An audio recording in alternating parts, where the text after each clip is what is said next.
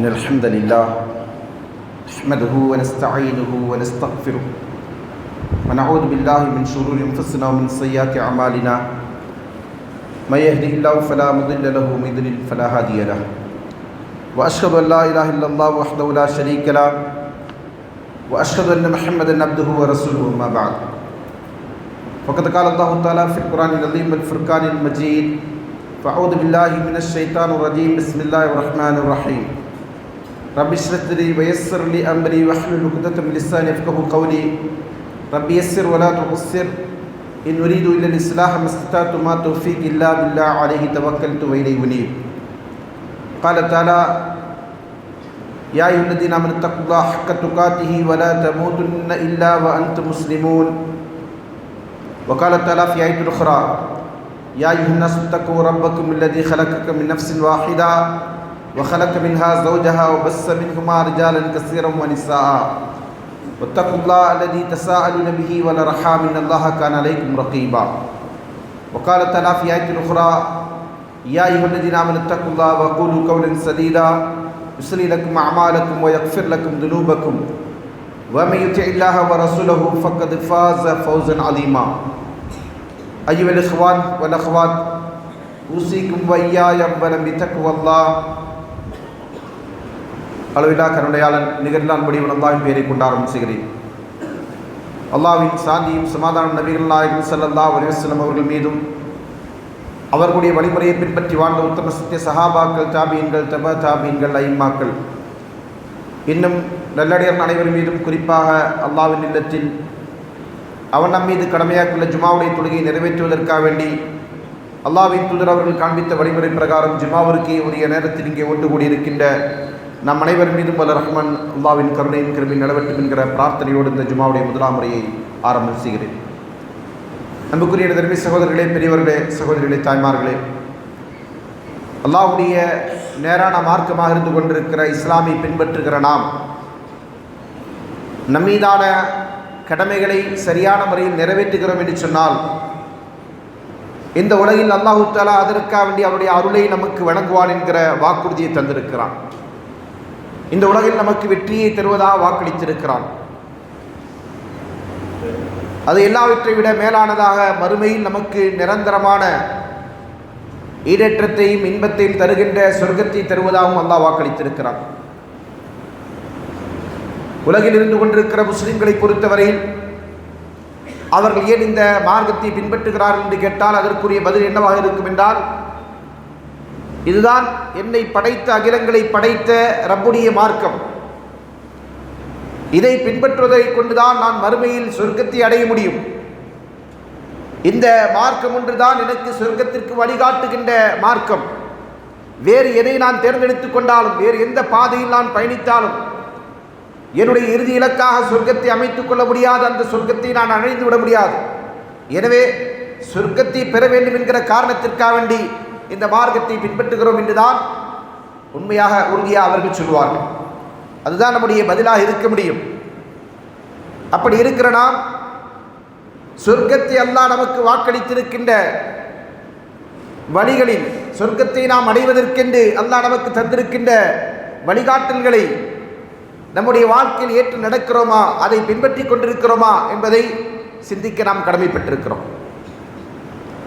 இந்த உம்மத்திலே இருந்து கொண்டிருக்கிற நம் ஒவ்வொருவர் மீதும் பல்வேறு விதமான கடமைகளை அல்லாஹ் சுமத்தி இருக்கின்றான். தனி மனித கடமை, சமுதாயம் சார்ந்த கடமை, குடும்பம் சார்ந்த கடமை என்று பல்வேறு விதமான கடமை இருந்து கொண்டிருக்கிறது. அவற்றையெல்லாம் கூட நாம் ஓரளவுக்கு நாம் செய்து கொண்டிருப்போம் என்று சொல்லலாம். தனி மனிதன் சார்ந்த கடமை என்று சொன்னால் ஃபர்து ஐன் என்று வரக்கூடிய ஒவ்வொரு முஸ்லிமும் தொழுதாக வேண்டும், 5 நேர தொழுகை அவன் மீது கடமை, அவன் சம்பாதிக்கின்ற செல்வத்திற்கு முறையான ஜக்காத்தை அவன் கொடுத்தாக வேண்டும், ரமலான் வருகிற போது நோன்பு நோற்றாக வேண்டும், வசதி இருக்கிறவர்கள் வாய்ப்புள்ளவர்கள் ஹஜ்ஜை நிறைவேற்றியாக வேண்டும். இப்படியான கடமைகள் நம்முடைய மார்க்கம் நமக்கு சுமத்தி இருக்கிறது, அல்லாஹ் நம் மீது கடமையாக்கி இருக்கின்றான். அதே போன்று குடும்பம் சார்ந்து தந்தை என்கிற அடிப்படையில், மகன் என்கிற அடிப்படையில், சகோதரன் என்கிற அடிப்படையில் பிள்ளை என்கிற அடிப்படையில் பல்வேறு விதமான பொறுப்புகள், கணவன் என்கிற அடிப்படையில் பல்வேறு விதமான கடமைகளும் பொறுப்புகளும் நமக்கு இருந்து கொண்டிருக்கிறது. அதை கூட நாம் நிறைவேற்றக்கூடியவர்களாக இருப்போம். ஆனால் இந்த ஃபர்லை போன்று, இந்த கடமைகளை போன்று ஒரு கடமைதான் அழைப்பு பணி என்கிற கடமை. அறிஞர்கள் அதை ஃபர்து கிஃபாயாவும் சொல்வார்கள், ஃபர்து ஐனாவும் சொல்வார்கள். அதாவது தனி மனிதன் சார்ந்த கடமையாகவும் சொல்வார்கள், சமூகம் சார்ந்த கடமையாகவும் அதை சொல்வார்கள். இரண்டு கோணத்திலும் ஒரு கடமையாக இருந்து கொண்டிருக்கிற விஷயம். இதை இன்றைக்கு நம்முடைய சமுதாயத்தவர்கள் செய்கிறார்களா அல்லது நாம் செய்கிறோமா என்பதை குறித்து நம்மிடத்தில் கேள்வி எழுப்பப்பட்டால் அதிகமானவருடைய பதில் எனக்கும் அதற்கும் சம்பந்தமில்லை என்பதாகத்தான் இருக்கும். அல்லாஹ் பாதுகாக்க வேண்டும். அன்பானவர்களே, அல்லாஹ் தஆலா இறுதி நபியுடைய வருகைக்கு முன்னதாக வாழ்ந்த சமுதாயத்திற்கு இடைவிடாது தூதர்களை அனுப்பி வைத்திருந்தான். அந்த தூதர்கள் வந்து நேர்வழியின் பக்கம், சத்தியத்தின் பக்கம் மக்களை அழைப்பதையே தங்களுடைய வாழ்க்கையை லட்சியமாக கொண்டார்கள். அப்படி வாழ்ந்த ஒரு நபிதான் நபி நூஹ் அலைஹிஸ்ஸலாம் அவர்கள். இந்த உலகத்திற்கு அனுப்பப்பட்ட முதல் ரசூல். அவருக்கு முன்னாடி நபிமார்கள் இருக்கிறாங்க, ரசூல் யாரும் இல்லை. ரசூலுக்கு நபிக்கு என்ன வித்தியாசம் அப்படின்னு கேட்டீங்கன்னா, நபி என்று சொன்னால் நம்பிக்கை கொண்ட மக்களுக்கு மத்தியில் அழைப்பு பணியை, தாவா பணியை, பிரச்சாரத்தை மேற்கொள்ளக்கூடியவர். இப்போ நபி ஆதம் அலைஹிஸ்ஸலாம் அவர்கள் யாரு? நபி. ஏனென்றால் அவருடைய மக்கள் எல்லாம் யாரு? முஸ்லிம்கள். அவர்கள் யாரும் இணை வைக்கக்கூடியவர்களாக, அல்லாஹ்வை நிராகரிக்கக்கூடியவர்களாக, அல்லாஹ்வை மறுக்கக்கூடியவர்களாக இருக்கவில்லை. அதனால் அவர்களிடத்தில் இஸ்லாஹ் மட்டும், அதாவது சீர்திருத்தம் தான் தேவைப்பட்டது. அந்த அழைப்பு பணியை நபி ஆதம் அலைஹிஸ்ஸலாம் அவர்கள் செய்தார்கள். அதற்கு அடுத்தபடியாக அந்த சமுதாயத்தில் தோன்றிய ஏனைய நபிமார்கள், இத்ரீஸ் அலைஹிஸ்ஸலாம் அவரும் நபி, ஷீஸ் அலைஹிஸ்ஸலாம் அவரும் நபி. இவர்களெல்லாம் நபி ஆத்தான் இருந்தார்கள். ஏனென்றால் இப்னு அப்பாஸ் ரலியல்லாஹு சொல்றாங்க, ஆதம் அலைஹிஸ்ஸலாம் அவர்களுக்கும் நூஹ் அலைஹிஸ்ஸலாம் அவர்களுக்கும் மத்தியில் 1000 ஆண்டுகள் இடைவெளி இருந்தது. 1000 வருடம் கழித்து தான் யார் வராங்க? நூஹ் அலைஹிஸ்ஸலாம் அவர்கள் வருகிறார்கள். நூஹ் அலைஹிஸ்ஸலாம் அவர்கள் வருகிற போது சமுதாயத்தின் நிலை என்ன என்று கேட்டால், அந்த சமுதாயத்தில் தான் முதலாவதாக இணை வைப்பென்கிற மிகப்பெரிய அநியாயம் அரங்கேறுகிறது. அல்லாஹ்விற்கு இணை கற்பிக்கப்படுகின்ற மாபாதக செயல் தோன்றிய ஒரு சமுதாயம் இந்த சமுதாயம் என்று கேட்டால், எந்த சமுதாயத்திடத்தில் நபி நூஹ் அலைஹிஸ்ஸலாம் அவர்கள் தூதராக அனுப்பப்பட்டாரோ அந்த சமுதாயம் தான். ஏனென்றால் அவர்கள் அந்த சமுதாயத்தில் வாழ்ந்து மரணித்த நல்லடியார்களை அவருடைய அடக்கத்தலங்களை வணக்கத்தலங்களாக மாற்றி அதை பூஜிக்கக்கூடியவர்களாக, அங்கே வழிபாடுகளை அரங்கேற்றக்கூடியவர்களாக ஆரம்பத்தில் அந்த சமுதாயம் நினைவு இடமாக அமைத்துக் கொண்டு, பிறகு காலம் செல்ல செல்ல ஷைத்தானுடைய தூண்டுதலால் அதை ஒரு வணக்கத்தலங்களாக ஆக்கி கொண்டார்கள். அதனால்தான் அல்லாஹ் தஆலா அவர்கள் அந்த நூஹ் அலைஹிஸ்ஸலாமுடைய சமுதாயம் சொன்னதை சொல்லி காட்டுகிறான். லா ததருன்ன வத்தம் வலா சுஆன் வலா யஊக வ யஊஸ வ நஸ்ரா. வத்தையோ, சுஆயோ, யஊகையோ, யஊஸையோ, நஸ்ரையோ நீங்கள் கைவிட்டு விடாதீர்கள். அவர்களா யாரு? இப்னு அப்பாஸ் ரலியல்லாஹு சொல்கிறார்கள், ஹா உலாய் ரிஜாலுன் சாலிஹூன். இவர்களாம் அந்த சமுதாயத்தில் வாழ்ந்து மரணித்த நல்லடியார்கள். அந்த நல்லடியார்கள் மரணித்ததற்கு பிறகு ஷைத்தான் அந்த சமுதாயத்தை வழிகெடுத்து, அந்த நல்லடியார்களுடைய பேரை கொண்டு வழிகெடுத்து அவருடைய அடக்கத்தலங்களின் நினைவிடங்களாக அமைத்துக் கொண்டு, அதற்கு பிறகு அந்த நினைவிடங்களிலே அந்த பெயர்களுக்குரிய அந்த நபர்களுக்கான வணக்கங்களை செய்யக்கூடியவர்களாக அந்த தலைமுறையை மாற்றிவிட்டான். அப்படி இருக்கிற சமுதாயத்தில் தான் நபி நூஹ் அலைஹிஸ்ஸலாம் அவர்கள் ரசூலா அனுப்பப்பட்டார். அதனால தான் ரசூல் சொன்னார்கள், அவ்வலு ரசூலின் புஇஸ இலா அஹ்லில் அர்த். யாரு? நூஹ் அலைஹிஸ்ஸலாம் அவர்கள் மனித குலத்திற்கு அனுப்பப்பட்ட முதல் ரசூல். அவருக்கு முன்னாடி ரசூல் யாரும் வரல. ஏன் இவர் ரசூலா வந்தார் என்று சொன்னால், அங்கேதான் இணை வைக்கின்ற ஒரு கூட்டம் உருவானது.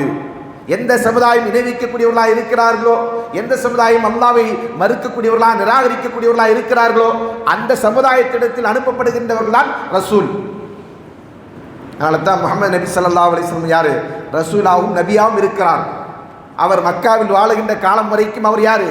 ரசூல். ஏனென்றால் அங்கே முஸ்லிம்கள் இல்லை. அவர் மட்டும்தான் அல்லாஹ்வை நம்பிக்கை கொண்ட நபராக அங்கே இருக்கிறார். அல்லாஹ்வுடைய மார்க்கத்தின் பக்கம் அழைக்கக்கூடியவர் அவர் இருக்கிறார். அதனால் அவர் ரசூலாக இருந்தார். நபி ஸல்லல்லாஹு அலைஹி வஸல்லம் அவர்கள் இஸ்லாமிய சமுதாயத்தை கட்டமைத்து முஸ்லிம் உம்மாவை கட்டமைத்ததன் அடிப்படையில் அவர் நபியாகவும் மாறிவிட்டார். நபி ரசூல் என்கிற இரண்டு பதவிகளும் யாருக்கு இருக்கிறது? அல்லாஹ்வின் தூதர் ஸல்லல்லாஹு அலைஹி வஸல்லம் அவர்களுக்கு இருக்கிறது. வேற சில சமுதாயங்களுக்கு அனுப்பப்பட்டவர்கள் ரசூல்மார்கள். என்ன காரணம்? அந்த சமுதாயத்தில் அவர்கள் ஏற்றுக்கொண்டவர்கள் இல்லை, நம்பிக்கை கொண்ட மக்கள் இல்லை. அவர்களுக்கு மத்தியில் பிரச்சாரம் செய்யப்பட்ட அனுப்பப்பட்டவர்களாம் யார் என்றால் ரசூல்மார்கள். அந்த அடிப்படையில் நபி நூஹ் அலைஹிஸ்ஸலாம் அவர்கள் இந்த உலகத்திற்கு வந்து 950 வருடம் பிரச்சாரம் செய்தார்கள். وَلَبِثَ فِيهِمْ 50,000 سَنَةٍ إِلَّا 50 عَامًا என்று அல்லாஹ் சொல்கிறான். 1000 ஆண்டுகளில் 50 ஆண்டுகள் குறைவாக அந்த சமுதாயத்திடத்தில் அவர் வாழ்ந்தார்கள். எதற்காக வாழ்ந்தாங்க? அவர் என்ன செய்தியை சொன்னார்கள் என்பதை பற்றி அல்லாஹ் நமக்கு அல் குர்ஆனிலே சொல்லி காட்டுகிறான். லக்கத் அர்சல்னா நூஹன் இலா கௌமி, நூஹை நாம் என்ன செஞ்சோம்? அவருடைய சமுதாயத்திடத்தில் அனுப்பி வைத்தோம். யா கௌமி அபுதுல்லா, அவர் சொன்னார். ஃபகால யா கௌமி அபுதுல்லா மா லக்கும் மின் இலாஹின் கைரு, என தருமை சமுதாயமே, நீங்கள் அல்லாஹ்வை அன்றி வேறு யாரையும் வணங்காதீர்கள். அவன் என்று உங்களுக்கு வணக்கத்திற்குரிய ஒரு இலாஹ் இல்லவே இல்லை, அப்படி ஒருவனை நான் அறியவில்லை என்று நீங்கள் சொல்லுங்கள் என்று அல்லாஹ் தஆலா அவருக்கு சொன்னான். அந்த செய்தி அவர் சொன்னார்கள். இன்னி அகாஃபு அலைக்கும் அதாப யௌமின் அதீம், மகத்தான ஒரு நாளுடைய தண்டனையை குறித்து நான் உங்கள் மீது அஞ்சுகிறேன் என்று சொன்னார். மறுமை நாள் என்கிற ஒரு நாள் வர இருக்கிறது. அந்த நாள் மிகவும் மகத்தான நாள்.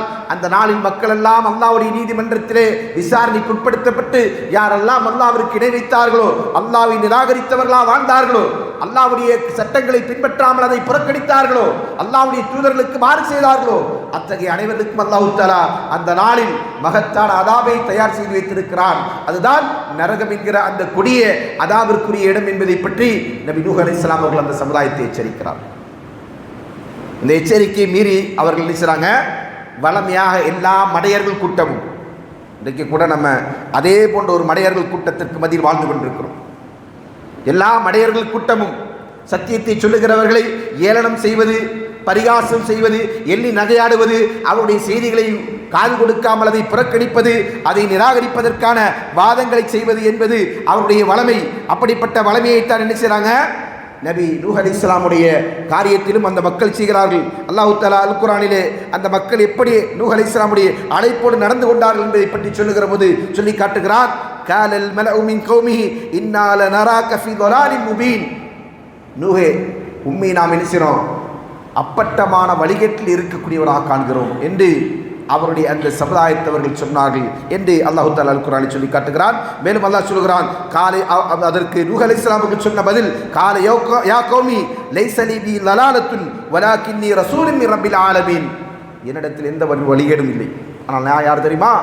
அகில உலகத்தின் இரட்சகனாக இருந்து கொண்டிருக்கிற ரப்புல் ஆலமீனுடைய தூதராக வந்திருக்கிறேன் என்று நூஹ் அலைஹிஸ்ஸலாம் அவர்கள் சொன்னார்கள். அதை அந்த சமுதாயம் ஏற்க மறுத்தது, நிராகரித்தது. இருந்தும் கூட என்ன செய்றாங்க? அவர் தன்னுடைய அழைப்பு பணியை இடைவிடாது அவரை பைத்தியக்காரன் என்று சொன்னார்கள், நீங்கள் எங்களில் மட்டமானவர்கள் என்று சொன்னார்கள், வழிகேடன் என்று சொன்னார்கள். இப்படிப்பட்ட பழிச்சொல்லை எல்லாம் சொல்ல முடியுமோ அவை அனைத்தையும் கொண்டு அவர்கள் தூற்றிட போதும் கூட அந்த பணியை அவர்கள் விடாமல் என்ன செஞ்சாங்க?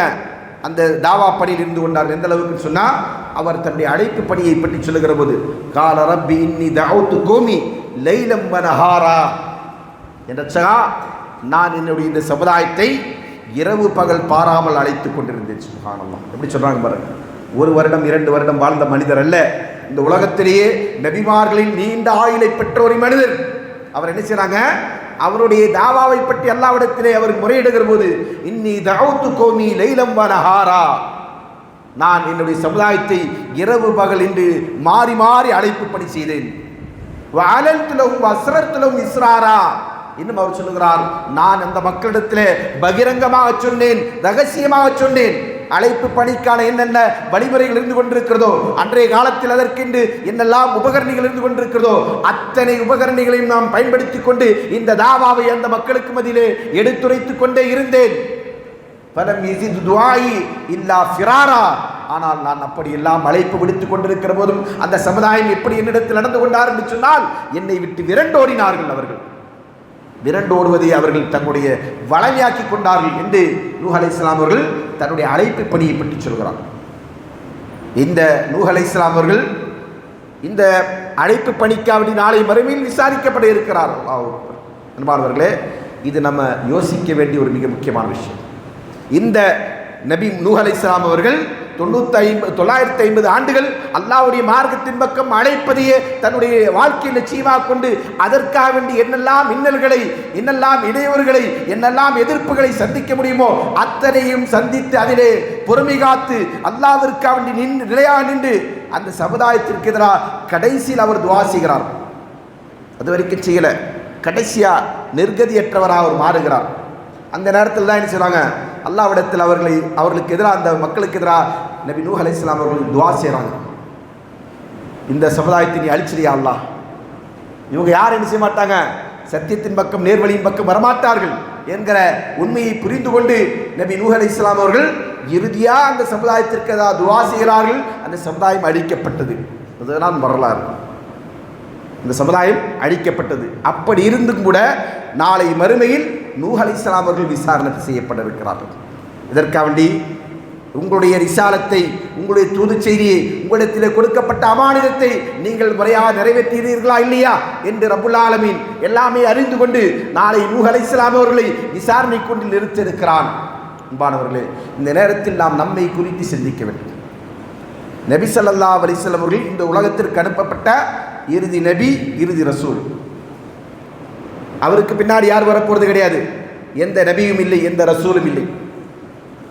அதை ரசூல் ஸல்லல்லாஹு அலைஹி வஸல்லம் மிக தெளிவான முறையில், ஏனென்றால் ரிசாலத் என்கிற தூது செய்தி என்கிற அந்த பணியை முழுமைப்படுத்திவிட்டு தான் அல்லாஹ்வின் தூதரவர்கள் இந்த உலகத்திற்கு விடை கொடுத்திருக்கிறார்கள். அல் குர்ஆன் தான் அல்லாஹ்விடமிருந்து வரப்பட்டிருக்கிற, இறக்கப்பட்டிருக்கிற இறுதி வேதம். இதற்கு பிறகு ஒரு வேதம் கொடுக்கப்படுவதற்கு இல்லை. ஈசா அலைஹிஸ்ஸலாம் அவர்களை வந்தாலும் கூட அவர் என்ன செய்வாங்க, ஈசா அலைஹிஸ்ஸலாம் வர இருக்கிறார். அவர் வருகிற போது கூட அவர் எதை வைத்துக்கொண்டு அமல் செய்ய இருக்கிறார், மக்களுக்கு பதில் கடமைகளை நிறைவேற்ற இருக்கிறார் என்று கேட்டால் குர்ஆனையும் சுன்னாவையும் வைத்துக்கொண்டு, குர்ஆன் சுன்னா அல்லாத வேறொன்று அவருக்கு அவர் வழிகாட்டுவதற்காக வேண்டி, அவர் சமுதாயத்திலே வணக்க வழிபாடுகளை நிறைவேற்றுவதற்காக வேண்டி வேறொரு வேதம் இல்லை. அப்படி இருக்கிற போது இந்த உம்மத்து தான் இறுதி உம்மத். அல் குர்ஆனை சுமந்திருக்கிற நாம், அல்லாஹ்வின் தூதரவர்களை பின்பற்றுகிறோம் என்று சொல்லுகிற நாம், அல்லாஹ்வுடைய மார்க்கத்தை நம்பிக்கை கொண்டு வறுமையை ஏற்றுக்கொண்டிருக்கிறோம் என்று சொல்லுகிற நாம், நம் மீதான கடமையும் பொறுப்பும் என்ன? இந்த மக்களுக்கு எந்த ரிசாலத்தை நூஹ் அலைஹிஸ்ஸலாம் முதற்கொண்டு முஹம்மது ஸல்லல்லாஹு அலைஹி வஸல்லம் வரையிலுமான நபிமார்களுக்கு அல்லாஹ் கொடுத்தானோ அந்த ரிசாலத்தை இந்த சமுதாயத்திடத்தில் நிலைநாட்டிக் கொண்டு அதன் பக்கம் மக்களை அழைக்கின்ற பணியை செய்கின்ற மகத்தான கடமை யாருக்கு இருக்கிறது? நமக்கு தான் இருந்து கொண்டிருக்கிறது. ஆனால் இன்றைக்கு நம்ம தனிப்பட்ட கடமைகளையும் சரி, சமூகம் சார்ந்த கடமைகளையும் சரி நிறைவேற்றாமல் அதை அலட்சியம் செய்கின்ற போக்கை கடைபிடித்துக் கொண்டிருக்கிறோம். அல்லாஹ் பாதுகாத்தவர்களை தவிர. இதற்கெல்லாம் நாளை நாம் மறுமையில் அல்லாஹ்விடத்தில் விசாரணைக்கு உட்படுத்தப்பட மாட்டோம் என்கிற எண்ணத்தில் நாம் வாழ்ந்து கொண்டிருக்கிறோமா? இதெல்லாம் எங்களுடைய பொறுப்பாக வராது. நான் இந்த உலகத்தில் வந்தது என்னுடைய வாழ்க்கையை அல்லாஹ் தஆலா தந்திருக்கிற ஆயுளை வாழ்ந்து முடித்து அனுபவித்து விட்டு இங்கிருந்து விடைவிட்டு செல்வதற்காக வேண்டி நாம் நினைத்துக் கொண்டிருக்கிறோமா? நமக்கு அல்லாஹ் தந்திருக்கிற வளங்களை பற்றி, வசதிகளை பற்றி, வாய்ப்புகளை பற்றி அல்லாஹ் நம்மிடத்தில் கேள்வி கேட்காமல் அப்படியே விட்டு விடுவான் என்று எண்ணிக்கொண்டிருக்கிறோமா? அன்பானவர்களை சிந்திக்க கடமைப்பட்டிருக்கிறோம். இந்த உலக வாழ்க்கையில் இப்படி நாம் எத்தனை சவால்களை, எதிர்ப்புகளை, இன்னல்களை சகித்து கொண்டு அதையெல்லாம் எதிர்த்து எதிர்நீச்சல் போட்டு நாம் வாழ்கிறோமோ, இதைவிட மிகப்பெரிய சவால்கள் அங்கே எதிர்நீச்சல் போட முடியாது. மீண்டும் ஒரு வாய்ப்பு நமக்கு கிடைக்காது. இங்கே நாம் எத்தனை முயற்சி எடுத்து, எத்தனை முயற்சியில் எத்தனை தோல்விகளை சந்தித்தாலும் கூட அந்த தோல்விகளை சரி கட்டுவதற்காண்டி வாய்ப்புகள் நமக்கு திரும்ப திரும்ப வழங்கப்படும். அந்த வாய்ப்பு நம்முடைய மரணம் வரையில் மட்டும்தான். மரணத்தோடு எல்லா வாய்ப்புடைய வாசல்களும் நமக்கு முன்னால் அடைக்கப்பட்டுவிடும். பிறகு நாம் நினைக்கிறோம் அல்லாஹ்விடத்தில் ஃபர்தா என்று அல்லாஹ் சொல்கிறான், நீங்கள் தன்னந்தனியாக உங்களுடைய ரப்புக்கு முன்னால் கொண்டு வரப்படுவீர்கள். விசாரணை கூண்டிலே நாம் தனியாக நிறுத்தி வைக்கப்பட்டு விசாரிக்கப்பட இருக்கிறோம். நம்முடைய பொறுப்புகள் குறித்து, நம்முடைய அமானிதங்கள் குறித்து நாம் அல்லாஹ்வுக்கு முன்னால் நாளை மறுமையிலே கேள்வி கேட்கப்படக்கூடியவர்களாக இருந்து கொண்டிருக்கிறோம். நாம் இந்த உலகத்திலே எதையெல்லாம் அலட்சியம் செய்கிறோமோ, இதையெல்லாம் பொதுபோக்காக நாம் கடந்து செல்கிறோமோ, அப்படிப்பட்ட அனைத்தையும் குறித்து ரப்புல் ஆலமீன் நம்மிடத்தில் தனித்தனியாக ஒவ்வொருவரிடம் விசாரணை செய்ய இருக்கிறான். அந்த விசாரணையில் இந்த விசாரணையும் உண்டு. எந்த விசாரணை? அல்லாஹ்வுடைய மார்க்கத்தை நீ கடைபிடித்து வாழ்ந்தாயா, அதை பிற மக்களுக்கு நீ எடுத்து சொன்னாயா என்கிற விசாரணை நம்மிடத்தில் உண்டு. அல்லாஹ்வின் தூதர் ஸல்லல்லாஹு அலைஹி வஸல்லம் அவர்கள் மறுமையை செய்தியை பற்றி சொல்லுகிற போது சொன்னார்கள், யஜியு நூஹ் வ உம்மத்துஹு, நாளை மறுமையில் நூஹ் அலைஹிஸ்ஸலாம் அவர்கள் வருவார்கள், அவருடைய சமுதாயம் கொண்டு வரப்படும். ஏனென்றால் ஒவ்வொரு சமுதாயமும் அழைத்து வரப்பட்டு அந்த சமுதாயத்திடத்தில் விசாரணை நடத்தப்படும். முஹம்மது ஸல்லல்லாஹு அலைஹி வஸல்லம் உம்மத்தினர்களாக இருந்து கொண்டிருக்கிற நாம், சஹாபாக்கள் முதற்கொண்டு இந்த உலகம் அழிகின்ற காலம் வரையிலும் இந்த உலகத்தில் வாழ்ந்து மரணித்த அத்தனை பேரும் நாளை மறுமையில் நபி ஸல்லல்லாஹு அலைஹி வஸல்லம் உம்மத் என்கிற பேரிலே அங்கே ஒன்று திரட்ட இருக்கிறோம். அதே போன்றுதான் ஒவ்வொரு காலகட்டத்திற்கும் அனுப்பப்பட்ட தூதர்களும் அவருடைய சமுதாயம் வரப்படுவார்கள், கொண்டு வரப்படுவார்கள். அப்படி வருகிற போது அல்லாஹ்வின் தூதர் ஸல்லல்லாஹு அலைஹி வஸல்லம் சொல்லுகிறார்கள், நூஹ் அலைஹிஸ்ஸலாம் அவர்கள் வருவார்கள், அவருடைய சமுதாயத்தையும் அல்லாஹ் கொண்டு வருவான். பிறகு அல்லாஹ் கேட்கிறான், ஃபஹல் பல்லக்த, யாரை பார்த்து கேட்கிறான்? 950 வருடம் இந்த உலகத்திலே அல்லாஹ்வுடைய மார்க்கத்தின் மக்களை அழைப்பதை தன்னுடைய வாழ்வின் லட்சியமாக கொண்டு அதற்காக என்று எல்லா விதமான இன்னல்களையும் எதிர்ப்புகளையும் பெரும் துயரங்களையும் எல்லாம் சந்தித்துக் கொண்டு வாழ்ந்த ஒரு நபியை அல்லாஹ் விசாரிக்க இருக்கிறான். என்ன சொல்கிறான்? ஹல் பல்லக்த, உன்னிடத்தில் என்ன ரிசாலத்தை என்ன செய்தி நான் கொடுத்தேனோ அதை நீ மக்களிடத்திலே கொண்டு போய் சேர்த்து விட்டாயா? இந்த அச்சம் தூதர்களுக்கு இருக்கிறது. அதனால தான் நபி ஸல்லல்லாஹு அலைஹி வஸல்லம் அவர்கள் அப்துல்லாஹ் பின் மஸ்ஊத் ரலியல்லாஹு அன்ஹு சொல்கிறார்கள், இக்ரா அலையல் குர்ஆன், எனக்கு குர்ஆன் ஓதி காட்டுங்கள். நல்ல காரியவர், அழகான முறையில் குர்ஆனை ஓதி தெரிந்தவர். அல்லாஹ்வின் தூதருக்கு எப்படி இந்த வஹி அருளப்பட்டதோ அதே அடிப்படையில் குர்ஆனை மனனம் செய்திருக்கின்ற ஒரு குர்ஆனை நன்றாக கற்றறிந்த ஒரு அறிஞர். அவரிடத்தில் ரசூலுல்லாஹி ஸல்லல்லாஹு அலைஹி வஸல்லம் சொன்னாங்க, குர்ஆனை ஓதுங்கள் எனக்கு. இவர் கேட்கிறார், அக்ரவு அலைக்க வலைக்க உன்சில, அல்லாஹ்வின் தூதர் அவர்களே, இந்த குர்ஆன் உங்களுக்கே அருளப்பட்டிருக்க இதை நான் போய் உங்களுக்கு ஓதி காட்டுவதா என்று கேட்கிற போது ரசூலுல்லாஹி ஸல்லல்லாஹு அலைஹி வஸல்லம் சொல்கிறார்கள், நான் என்ன செய்கிறேன், இன்னொரு ஓத அதை கேட்பதை நான் விரும்புகிறேன். அவர் ஓதுகிறார்கள் சூரத்து நிசாவுடைய வசனங்களை. அந்த வசனத்தில் அல்லாஹ் சொல்கிறான், வகைஃப இதா ஜினா மின் குல்லி உம்மத்தின் பிஷஹீதின் வஜினா பிக அலா ஹாஉலாஇ ஷஹீதா. நபியே, ஒவ்வொரு சமுதாயத்திற்கும் நாம் சாட்சியாளர்களை கொண்டு வருவோம். உம்முடைய சமுதாயத்திற்கு எதிராக உண்மை நாம் சாட்சியாக நிறுத்துகிற போது உன்னுடைய நிலை எவ்வாறு இருக்கும் என்பதை பற்றி சிந்தித்து பாருங்கள் என்று அல்லாஹ் சொல்லுகிற அந்த வசனம் வருகிற போது அல்லாஹ்வின் தூதர் ஸல்லல்லாஹு அலைஹி வஸல்லம் அவர்கள் அழுது கொண்டிருக்கிறார்கள். அப்துல்லாஹ் பின் மஸ்ஊத் அடுத்து சொல்கிறார்கள், ஹஸ்புக யா பின் மஸ்ஊத், நிறுத்துங்கள் நிறுத்துங்கள். அவர் அதுவரையிலும் ஓதிக்கொண்டிருக்கிறவர் அப்போதுதான் அல்லாஹ்வின் தூதருடைய முகத்தை பார்க்கிறார். அவர் சொல்லுகிறார், ஃபைதா ஐனாஹு தத்ரிஃபான், அல்லாஹ்வுடைய தூதருடைய இரண்டு கண்களும் அப்படியே கண்ணீரை வார்த்து கொண்டிருக்கிறது. அவர்கள் கண்ணீர் சிந்திக் கொண்டிருக்கிறார்கள். யாரு? அகில உலகத்திற்கு ரஹ்மத்தாக அனுப்பப்பட்டிருக்கிற தூதர், அல்லாஹ்விடத்திலே சொர்க்கம் உறுதி என்று வாக்களிக்கப்பட்டிருக்கின்ற தூதர், அல்லாஹ் அவருடைய முன்பின் பாவங்கள் அனைத்தும் மன்னிக்கப்பட்டிருக்கிற தூதர் என்ன செய்றாங்க? கண்ணீர் சிந்திக் கொண்டிருக்கிறார். அதை பார்த்துவிட்டு அப்துல்லாஹ் பின் மஸ்ஊத் அவர்கள் அவரும் அழுகிறார்கள். என்ன காரணம்? இந்த விசாரணை நாளை இருக்கிறது என்பதை நினைத்துக் கொண்டு அழுகிறார்கள். அன்பானவர்களே, அதே விசாரணை தான் அல்லாஹ் நபி நூஹ் அலைஹிஸ்ஸலாம் இடத்தில் செய்கிறான். அவர்கள் சொல்லுகிறார்கள், நாம் ஐ ரப் என்ற, நான் அந்த கடமையை பொறுப்பை நிறைவேற்றி விட்டேன். நான் என்னுடைய ஸ்துதி செய்தி 950 வருடம் இடைவிடாது செய்த அந்த நபி அல்லாஹ்விற்கு முன்னால் சாட்சியம் சொல்லுகிறார். அப்போது அந்த மக்களிடத்தில் அல்லாஹ் கேட்கிறான், ஹல் பல்லகும், இவர் உங்களுக்கு இந்த செய்தியை சொல்லிவிட்டாரா? இந்த ரிசாலத்தை, அல்லாஹ் தான் வணக்கத்துக்குரியவன், அவனுடைய மார்க்கம் தான் நேர்வழி, மறுமை என்கிற ஒன்று இருக்கிறது, தான் தூதர், அல்லாஹ்வுடைய வேதம் தான் பின்பற்ற தகுதியானது என்கிற உண்மைகள் எல்லாம் உங்களுக்கு அவர் எடுத்துரைத்து விட்டாரா? இந்த அமானியத்தை அவர் நிறைவேற்றி விட்டாரா என்ற கேள்வி அவரிடத்தில் கேட்கப்படுகிற போது அந்த மக்கள் சொல்லுகிறார்கள், அப்படி எதுவும் மா ஜானா மின் நபியின், எங்களுக்கு எந்த ஒரு நபியும் வரவில்லை, எந்த தூதரும் வரவில்லை, எங்களிடத்தில் யாரும் செய்தி செய்யவில்லை என்று செய்தி சொல்லவில்லை என்று அவர்கள் சொல்லுவார்கள். அந்த நேரத்தில் அல்லாஹ் நூஹ் அலைஹிஸ்ஸலாம் அவர்களை பார்த்து சொல்லுகிறான், மை யஷ்ஹது லக, நூஹே, உமக்கு சாட்சியாக இருக்கக்கூடியவர்கள் யார்? நீங்கள் சொல்லிவிட்டீர்கள் என்கிற அந்த உண்மைக்கு யார் சான்றளிக்கக்கூடியவர்களாக இருக்கிறார்கள்? ஏனென்றால் அந்த சமுதாயத்தில் நம்பிக்கை கொள்ளவர்கள் இல்லை. அப்படியானால் யாரை அல்லாஹ் சாட்சியாக்கிறான்? அவர் சொல்லுகிறார், அந்த நேரத்தில் முஹம்மது ஸல்லல்லாஹு அலைஹி வஸல்லம் உம்மத்துஹு ஃபயஷ்ஹது அன்னஹு கத் பல்லக, முஹம்மது ஸல்லல்லாஹு அலைஹி வஸல்லம் அவருடைய உம்மத்தினர்களும் சாட்சி சொல்வார்கள் என்று அவர் சொல்லுவார்கள். அதன் அடிப்படையில் அல்லாஹ் தஆலா நம்மை சாட்சியாக நிறுத்தியிருக்கிறான்.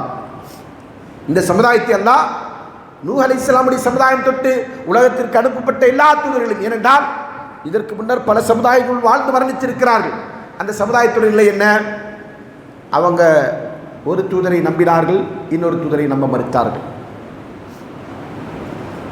ஒரு குறிப்பிட்ட காலத்திற்கு வந்த அல்லது குறிப்பிட்ட சமுதாயத்திற்கு வந்த நபியை ஏற்றுக்கொண்டார்கள், அவருக்கு பின்னாடி வந்தவர்களை அவர்கள் நிராகரித்தார்கள்.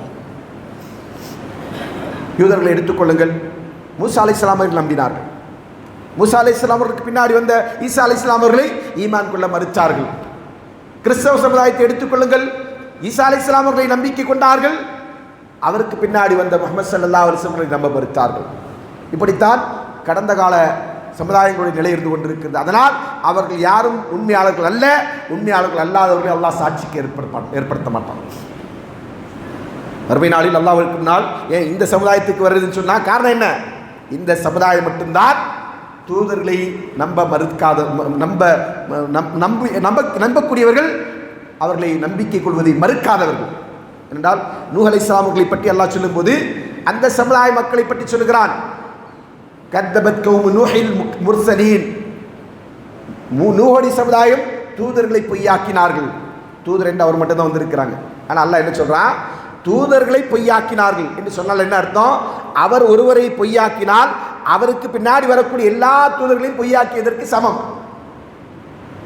என்ன ரசூலுல்லாஹி ஸல்லல்லாஹு அலைஹி வஸல்லம் சொன்னாங்க, அல் அம்பியா இஹ்வத்து அல்லாத்தின்.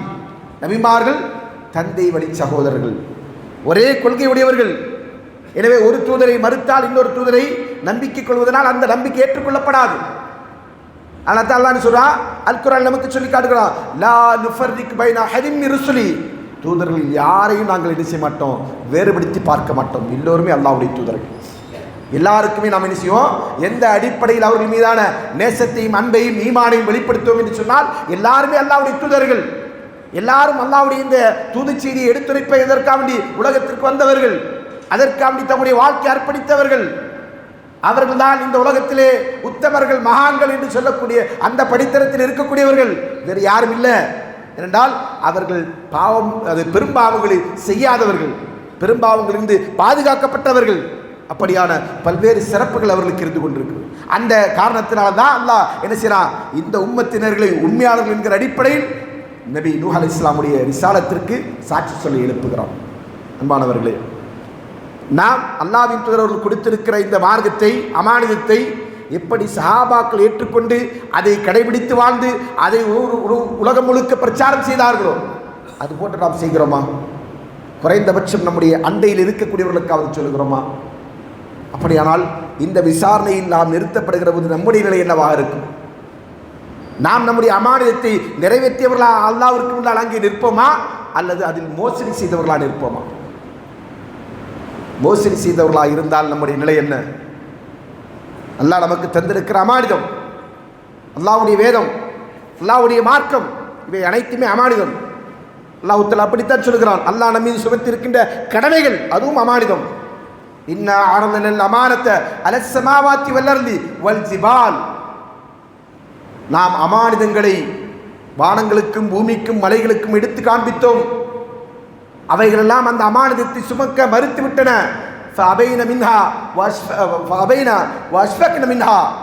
அவை மறுத்து விட்டதோடு மட்டுமல்லாமல் அவற்றை கண்டு அவைகள் அஞ்சு நடுநடுங்கியது. இன்சான், அந்த அமானிதத்தை சுமந்து கொண்டவன் மனிதன். அப்படியானால் நாளை மறுமையில் ரப்புல் ஆலமீனுக்கு முன்னால் நாம் இந்த அமானிதத்தில் மோசடி செய்தவர்களா, இதற்குரிய எந்த கடமையும் நிறைவேற்றாதவர்களா நிற்கிற போது நம்முடைய நிலை என்னவாக இருக்கும்?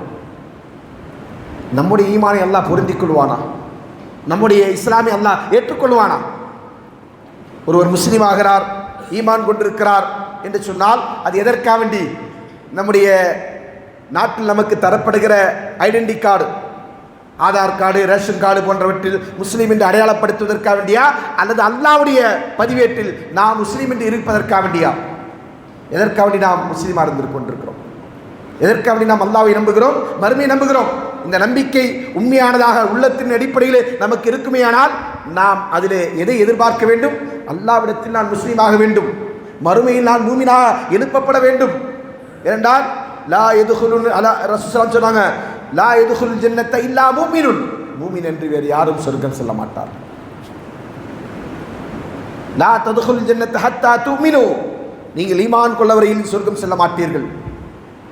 ஈமான் கொண்டால் தான் சொர்க்கம். அந்த சொர்க்கத்தை அடைய வேண்டும் என்று சொன்னால் அல்லாஹ்வுடைய பொருத்தத்திற்காக நாம் ஈமான் கொள்ள வேண்டுமா, அல்லது உலகத்திலே மற்றவர்களிடம் நிரூபிப்பதற்காக ஈமான் கொள்ள வேண்டுமா? உண்மையில் அல்லாஹ்வுடைய பொருத்தத்திற்காக நாம் ஈமான் கொள்கிறோம் என்று சொன்னால் நம்முடைய கடமைகள் விஷயத்தில் நாம் அலட்சியம் காட்ட மாட்டோம், நம்முடைய அமானிதங்களை நாம் பாழ்படுத்த மாட்டோம். அது எல்லாமே எந்த அடிப்படையில் செய்ய வேண்டுமோ அதற்காக நிச்சயம் நம்மாலான எல்லா முயற்சிகளையும் மேற்கொள்ள வேண்டும். அது நம் மீதான கடமை. அழைப்பு பணி என்கிற மகத்தான பணி இந்த சமுதாயத்தின் மீது சுமத்தப்பட்டிருக்கிற பணி. அல்லாஹ் தஆலா அல் குர்ஆன் நமக்கு சொல்லி காட்டுகிறான். வல்தக்கும் மின்கும் உம்மத்தின் யதுஊன இலல் கைரி வயஅமுரூன பில் மஅரூஃப், உங்களுடைய ஒரு சமுதாயம் இருக்க வேண்டும். இதற்காக வேண்டி மக்களை நன்மையின் பக்கம் அழைத்து தீமையை தடுக்கின்றவர்களா ஒரு கூட்டங்களில் இருக்க வேண்டும் என்று அல்லாஹ் சொல்கிறான். அதே மாதிரி அல்லாஹ் தஆலா சொல்றான், யார் அந்த பணியை செய்கிறார்களோ அவர்தான் யாரு? உலாயிக ஹுமுல் முஃப்லிஹூன், வெற்றியாளர்கள் என்று அல்லாஹ் சொல்கிறான். அப்போ இந்த சமுதாயத்திற்கு அல்லாஹ்வுடைய உதவி கிடைக்க வேண்டும், வெற்றி கிடைக்க வேண்டும் என்று சொன்னால் நாம் ஆரம்பத்தில் சொன்னதை போன்று அல்லாஹ் நம்ம மீது சுமத்திருக்கின்ற தனிப்பட்ட கடமைகளை நாம் நிறைவேற்றுவதோடு சமுதாயம் சார்ந்த கடமைகளை நாம் நிறைவேற்ற வேண்டும். நம்ம மீது இருந்து கொண்டிருக்கிற பொறுப்புகளை அனைத்தும் நாம் சரிவர நிறைவேற்றாத போது இந்த உலகத்தில் நமக்கு வெற்றி என்பது இல்லை. அதை தாண்டிலும் மறுமையில் நமக்கு கேள்வி கணக்கிலே நாம் தப்பிக்கக்கூடியவர்களாக இருக்க மாட்டோம். அன்பானவர்களே, இந்த விஷயத்தை நாம் நம்முடைய உள்மனதில் ஆழமாக பதிவு செய்தோமையானால் நாம் ஒவ்வொருவரும் எப்படி நான் என்னுடைய குடும்பத்திற்காக வேண்டி உழைக்கிறேனோ, என்னுடைய பிள்ளைகளுக்காக வேண்டி நான் பாடுபடுகிறேனோ, என்னுடைய வீட்டையும் என்னுடைய சொத்தையும் என்னுடைய வியாபார தலங்களையும் பெருக்குவதற்காக வேண்டி நான் என்ன முயற்சிகளை மேற்கொள்கிறேனோ அதே போன்ற இல்லை, அதை விட கூடுதலான முயற்சி அல்லாஹ்வுடைய மார்க்கத்திற்காக வேண்டி நாம் செய்ய வேண்டும். இதெல்லாம் நம்மை நாம் விட்டுவிட்டு செல்லக்கூடியது. இது நம்முடைய குடும்பம், நம்முடைய வியாபார தலம், நம்முடைய செல்வம் செல்வாக்கு எல்லாவற்றையும் நாம் நினைக்கிறோம் விட்டுவிட்டுத்தான் இந்த உலகத்திலிருந்து விடை கொடுக்க இருக்கிறோம். விடை பெற்று சென்றதற்கு பிறகு இந்த செல்வம் நமக்கு பயனளிக்காது. நாளை மறுமையில் என்ன செய்வான்? நரகவாசி புலம்புவான் அல்லவா? எப்படி புலம்புவான்? ஹலக அன்னி சுல்தானியா, என்னுடைய அதிகாரம் இழந்து விட்டது, என்னுடைய செல்வம் எனக்கு எந்த விதமான பயன் அளிக்கவில்லை என்று நாளை மறுமையில் அவன் புலம்புவான் அல்லவா? அந்த நிலை தான் நமக்கு உண்டாகும். அப்படிப்பட்ட நிலை உண்டாகக்கூடாது என்று சொன்னால் உலகத்திலே அல்லாஹ் நமக்கு வழங்கியிருக்கின்ற வாய்ப்புகளை, வசதிகளை, ஆற்றல்களை அல்லாஹ்வுடைய மார்க்கத்திற்காக நாம் செலவழிக்க வேண்டும். அது நம் மீதான கடமை. இன்றைக்கு தாவா பணி என்பது முற்றிலும் முடங்கி போய் இருக்கக்கூடிய ஒரு காலகட்டத்தில் நம்ம வாழ்கிறோம், காலச்சூழலில் நம்ம வாழ்கிறோம் இல்லையா? யாரும் யாருக்கும் அழைப்பு பணி செய்வது கிடையாது, யாரும் யாரிடத்திலும் நல்லதை சொல்வது கிடையாது. இந்த சமுதாயத்தின் மீது இருந்து கொண்டிருக்கிற கடமையை கூட நாம் நினைக்கிறோம் அலட்சியம் செய்யக்கூடியவர்களாக இருந்து கொண்டிருக்கிறோம். அன்பானவர்களே, இப்படிப்பட்ட நிலையில் நாளை நாம் நம்முடைய ரப்பை சந்திக்கக்கூடிய நிலை வந்தால் உங்களையும் என்னையும் எல்லோரையும் அல்லாஹ் பாதுகாக்க வேண்டும். நம்முடைய ஆற்றல்கள், நம்முடைய வளங்கள் எல்லாம் இந்த உலகத்திலே வீணடித்து விட்டு நாளை ரப்புல் ஆலமீனுக்கு முன்னால் கை சேதம் அடைந்தவர்களாக எதுவுமே இல்லாதவர்களாக நின்றால் அல்லாஹ் பாதுகாக்க வேண்டும். அப்படிப்பட்ட ஒரு நிலை வரக்கூடாது என்று சொன்னால் நமக்கெல்லாம் அனுப்பியிருக்கின்ற தூதர்களிடமிருந்து நமக்கு என்ன பாடம் படிப்பினை பெற வேண்டுமோ அப்படிப்பட்ட படிப்பினையை நாம் எடுத்துக்கொண்டு அதை நம்முடைய வாழ்வியலாக்கி கொண்டு வாழ வேண்டும். அழைப்பு பணி என்பது நம் மீதான கடமை, அதை அலட்சியம் செய்யக்கூடாது. அந்த கடமையை எல்லாருக்கும் பேச முடியுமா அப்படின்னு கேட்கலாம், முடியாது. எல்லாருக்கும் எழுத முடியுமா? முடியாது. ஆனால் அந்த பணிகளுக்கு ஒத்துழைப்பு வழங்குவதற்கு எல்லாருக்கும் முடியுமா? நிச்சயமாக முடியும். அன்பானவர்களே, ஒத்துழைப்பு வழங்குவதற்கு எல்லாருக்கும் முடியும். குர்ஆனை இன்னொருவரிடம் கொண்டு போய் சேர்ப்பதற்கு முடியும். கொடுங்க, கையில் எடுத்து கொடுங்க. அதன் இஸ்லாமுடைய செய்திகளை தாங்கி நிற்கின்ற நூட்களை படியுங்க, அதை மக்களுக்கு கொடுங்க, அதன் பக்கம் அழைப்பு விடுங்க. மடக்கோலைகள் இலவசமாக விநியோகிக்கப்படுவதற்காக வேண்டி அச்சிடப்படுகிறது. ஆனால் அது கூட என்ன செய்யுது? ஏதாவது ஒரு இடத்துல தூங்கி கொண்டிருக்கும். அதை எடுத்துக்கொண்டு போய் கொடுப்பதற்கு கூட நமக்கு என்ன இல்லை, மனசு இல்லை, அல்லது மனசு இருந்தால் அதற்கு தைரியம் இல்லை என்று கூட சொல்லலாம். ஆனால் நம்ம பேசுகிறதுலேருந்து பெரும் பேச்சாக இருக்கும். என்ன பேச்சு? அங்கே நடக்கிற போர், இங்கே நடக்கிற போர், இங்கே நடக்கிற போராட்டம், அதை பார்த்தீங்களா, இதை பார்த்தீங்களா அப்படின்னு நினச்சிவோம். உலகத்தையே கைக்குள் வைத்துக்கொண்டு கதை சொல்லி கொண்டிருப்பான். ஆனால் காரியமாக எதையும் செய்ய மாட்டான். அல்லாஹ் காரியமாக செய்கிறது என்ன? நம்ம இருக்கக்கூடிய சமுதாயத்தில் இங்கே என்ன பணியை நாம் ஆற்ற வேண்டுமோ, என்ன கடமைகளை நாம் நிறைவேற்ற வேண்டுமோ அதை செய்வதுதான் பொறுப்புள்ளவருடைய வேலை. உலகத்தில் நடக்கக்கூடிய நிகழ்வுகளை பற்றி பேசிக்கொண்டு அதில் கருதை அளந்து கொண்டு நேரத்தை கழிப்பது என்பது பயனற்ற வேலை, அது பிரயோஜனப்படாத விஷயங்கள். அதை விட்டுட்டு என்ன செய்யணும்? பிரயோஜனமான ஆக்கப்பூர்வமான பணிகளை நோக்கி நாம் முன் வர வேண்டும். அன்பானவர்களே, நம்முடைய சமுதாயத்தில் நாம் நிறைவேற்ற கடமைப்பட்டிருக்கின்ற பணி என்னவோ அதைத்தான் நாம் செய்ய வேண்டும் என்று நாம் நினைவில் கொள்ள வேண்டும். அதனால் அல்லாஹ்வின் தூதர் சொன்னாங்க, இந்த செய்தி நபி நூஹ் அலைஹிஸ்ஸலாம் அவர்களுடைய விசாரணை அல்லாஹ் தஆலா சொல்லுகிற போது நபி சொன்னாங்க, வகதாலிக ஜஅல்னாக்கும் உம்மத்தன் வஸத்தா லிதகூனு ஷுஹதா அலன் நாஸ். உங்களை நாம் என்ன செஞ்சிருக்கிறோம்? நீதமிக்க சமுதாயமாக ஆக்கியிருக்கிறோம். அல்லாஹ் சொல்கிறான், யாரை? முஸ்லீம் சமுதாயத்தை, குர்ஆன் வழங்கப்பட்ட உம்மத்தை, முஹம்மது ஸல்லல்லாஹு அலைஹி வஸல்லம் சமுதாயத்தினரை நீதமிக்க சமுதாயமாக அல்லாஹ் ஆக்கியிருக்கிறான். எதற்காண்டி? நீங்கள் நாளை மறுமையில் மக்களுக்கு சாட்சி சொல்லக்கூடியவர்களாக இருக்க வேண்டும் என்பதற்காண்டி. சுப்ஹானல்லாஹ், சாட்சி சொல்ல வேண்டிய பொறுப்பு நம்மிடத்தில் இருந்து கொண்டு, அமானிதம் நம்மிடத்தில் இருந்து கொண்டிருக்கிறது. நாளை மறுமையில் அல்லாஹ் ஒவ்வொரு சமுதாயத்திற்கு எதிராக நம்மை நிறுத்தி விசாரணை செய்ய இருக்கிறார். அப்படியானால் இந்த பொறுப்பை, கடமையை அலட்சியம் செய்தவர்களால் நாம் வாழ்ந்தால் நம்முடைய சாட்சியம் அங்கே ஏற்றுக்கொள்ளப்படாது.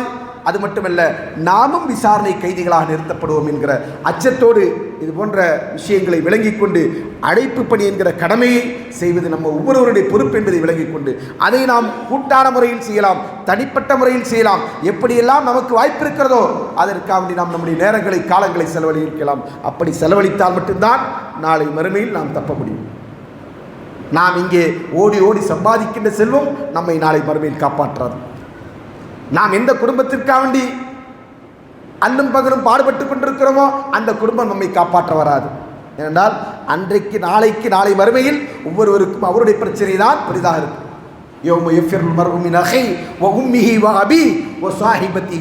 ஏனென்றால் அல்லாஹ் சொல்றான், அன்றைய நாளில் மறுமையில் என்ன செய்வான்? ஒரு மகன் தன்னுடைய ஒரு மனிதன் தன்னுடைய சகோதரனை விட்டு விரண்டோடுவான், தாயை விட்டு விரண்டோடுவான், தந்தையை விட்டு விரண்டோடுவான், மனையை விட்டு விரண்டோடுவான். அல்லாஹ், அப்படிப்பட்ட நிலை, அது போன்ற நிலை வருவதற்கு முன்பாகவே நாம் இந்த உலகில் அல்லாஹ் நமக்கு தந்திருக்கின்ற வாய்ப்புகளை, வசதிகளை, அல்லாஹ் நமக்கு தந்திருக்கின்ற நேரங்களை, அல்லாஹ் நமக்கு வழங்கியிருக்கின்ற அருட்கொடைகளை அல்லாஹ்வுடைய பொருத்தத்திற்காக வேண்டி பயன்படுத்துவோம். அதன் மூலம் மறுமையில் வெற்றி அடைவோம். அல்லாஹ் தஆலா அத்தகைய ஒரு நல்ல வாய்ப்பினை உங்களுக்கும் எனக்கு வழங்கட்டும் என்கிற பிரார்த்தனையோடு ஜுமாவுடைய முதலாவரியை நிறைவு செய்ய கூறி ஹாதா அஸ்தக்ஃபிருல்லாஹ் லி வ லக்கும் வஸ்தக்ஃபிருல்லாஹ்.